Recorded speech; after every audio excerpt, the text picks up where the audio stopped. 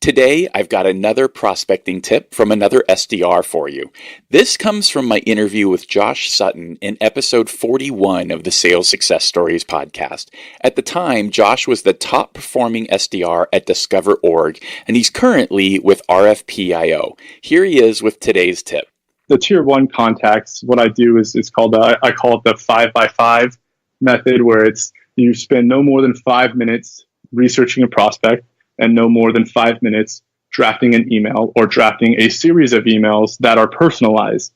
And the way I do that is I leverage LinkedIn, what they say on LinkedIn, Twitter, social media, things like that. Just kind of figuring out, okay, what does this person care about? Like, do we have something that we can connect with?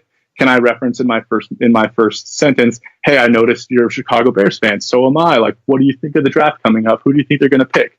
And then it goes into, I was doing some research. I noticed you lead a team of 50 SDRs. Have you thought about the data that they're using, in their day to day? And it's kind of positioning. You're starting out in a personal sense, and then it's the next part is like, okay, let's get down to the reason why I'm reaching out to you.